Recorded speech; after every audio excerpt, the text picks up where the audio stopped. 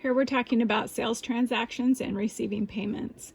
We use the barcode scanner, and the barcode scanner scans the barcodes from left to right, and so it has to read the code horizontally, and it will beep when it scans, and it will show up here as soon as it's scanned.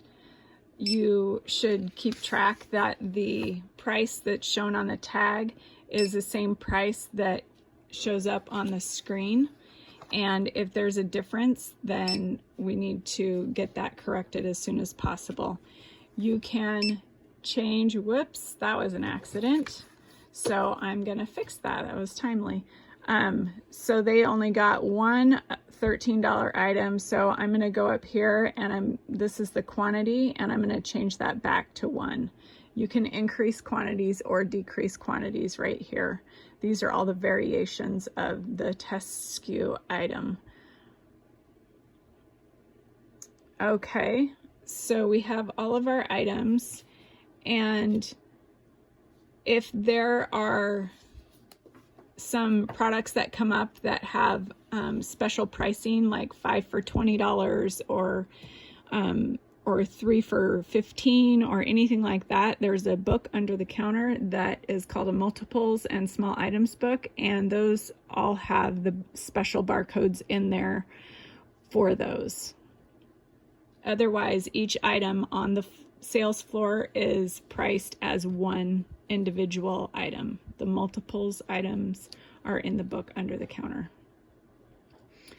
To remove tax from a transaction, all you have to do is tap on the tax line and click the red X, and that will turn the tax off for that transaction. And the person who is asking for a tax exemption should have identification and or they need to have an ST101 exemption certificate, and it needs to be filled out by them. This is their information, and then they fill out all of this part. All we have to fill out is this part up here. So we need to have those when we do a tax exempt, and they should bring that form into you. That isn't something that we have to provide to them, but we do need to have the form.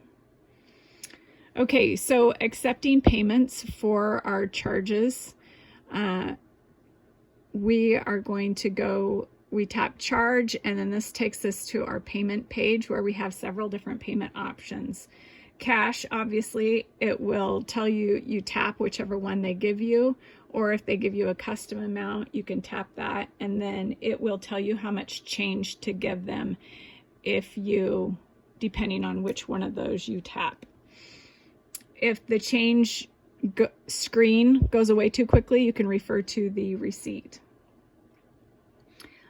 We also take debit or credit cards. Customers can swipe, dip, or tap cards.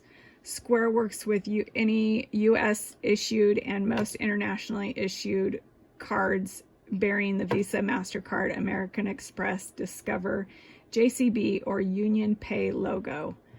And Square also supports mobile wallets such as Apple Pay, Google Pay, Samsung Pay. We also accept Idaho-made gift cards. We also accept Downtown Boise Association gift cards, but those you run just like a credit card. Idaho-made gift cards are right here, and you can tap that and then scan the barcode and on the back of these. Now you can scan it, or if they have it, they can swipe it too, because it has a mag stripe, so you're still able to swipe it. We also accept Idaho-made e-gift cards, and we also accept checks.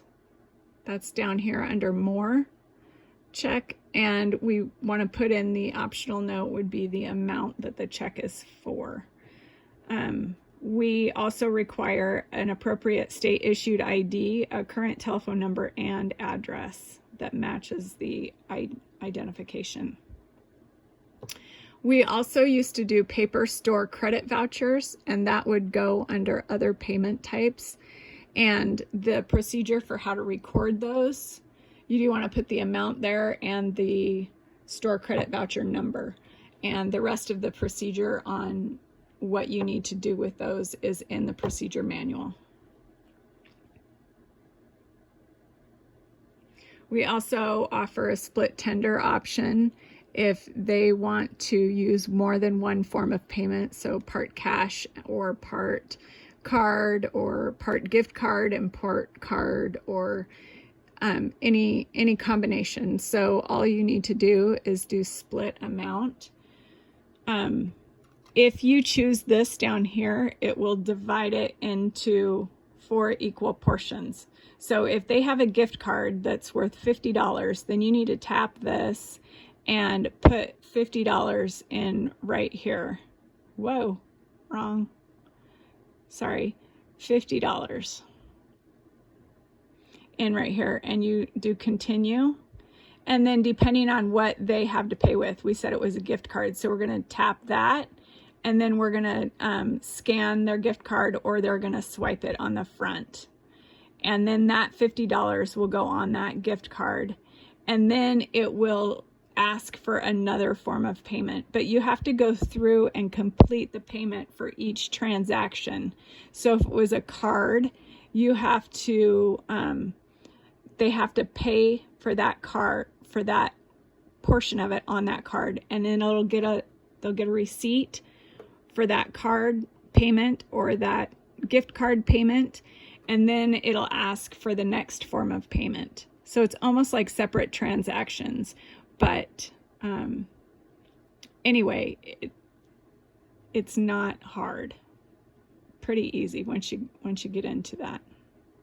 Pretty easy to do. Just remember, you have to accept the payment all the way through, and it'll give you a receipt before you go to the next form of payment.